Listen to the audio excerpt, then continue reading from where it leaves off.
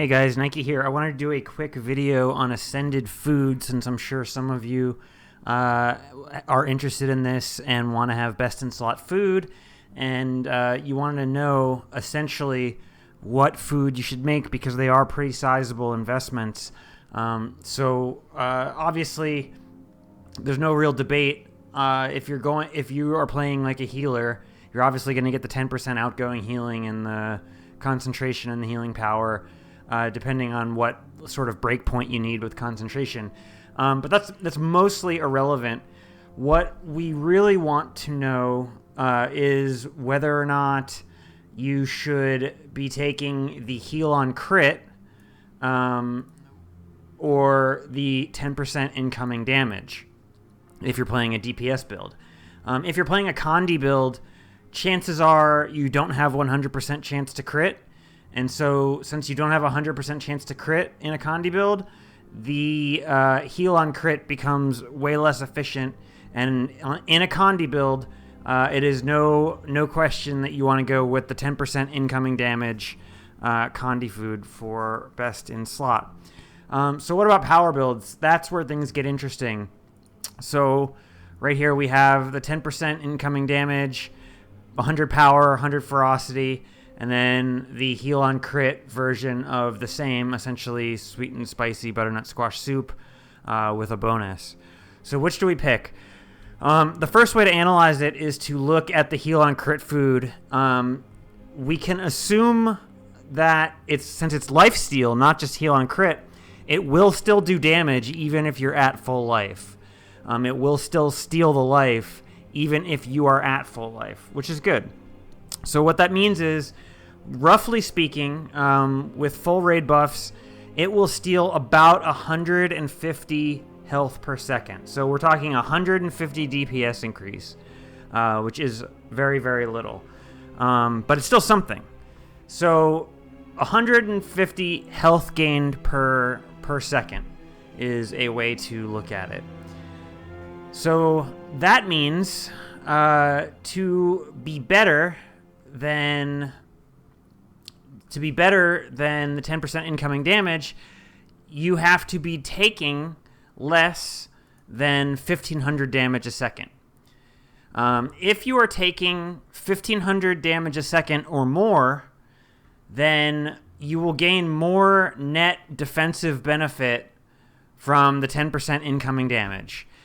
Your survivability will go up from the minus 10% incoming damage if you are taking more than 1,500 damage a second.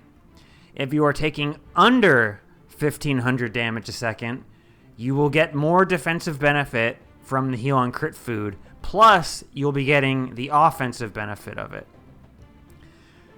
To me, I looked at a bunch of raid logs from pugs, but also static groups, and my conclusion was that the better the group you're in, the more likely you are to be at around 800 to 1,000 damage received per second, meaning you are definitely going to benefit more from the lifesteal on crit defensively and without question offensively. I've seen logs, however, from bad pug groups where the damage taken was on the order of 2,000 per second. And in that case, in that situation, you would benefit more from the minus 10% incoming damage. Now, it's not quite so straightforward to just suggest that, well, if you're in a static group, go with the heal on crit. If you pug a lot, or you're in a group that it maybe isn't so good, a static group that isn't very experienced, to go with the damage reduction food. I wish it was that easy, but it's not, because you have another complication to that, is that each raid boss is different. Some are higher pressure fights.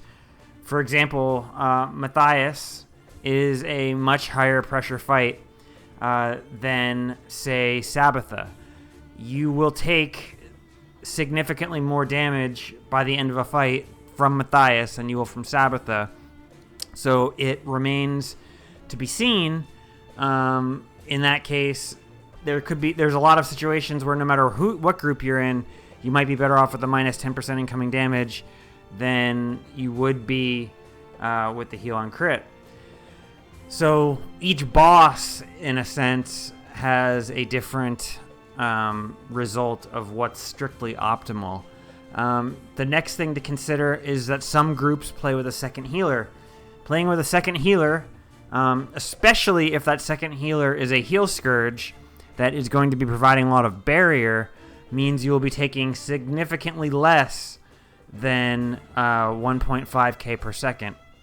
If you are playing with a second healer or a heal scourge, I would highly advise you to just get the heal on crit food, because you'll be taking significantly less incoming damage.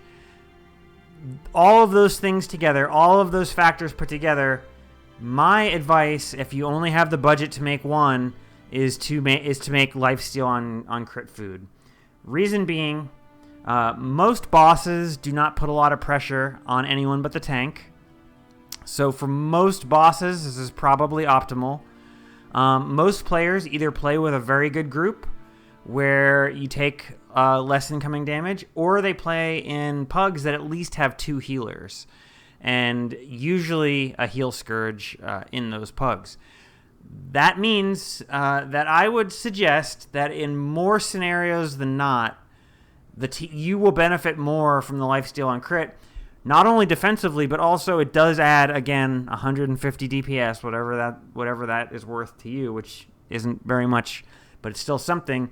So when we're talking about something that in most scenarios, the lifesteal on crit food for a power build is going to be better than the minus 10%. So again, in conclusion, for power builds, I would recommend lifesteal on crit food. No question about it. For Condi builds, since you don't have a 100% chance to crit and the value of those foods is a lot less, I would suggest the 10% incoming damage. And then obviously for healing or support builds, you want to go with whatever breakpoint of concentration and healing power helps you round out your build. So anyway, guys, I hope this was helpful for you. If you have any questions or comments, hit me up in the comments below. I'd like to hear what you have to say.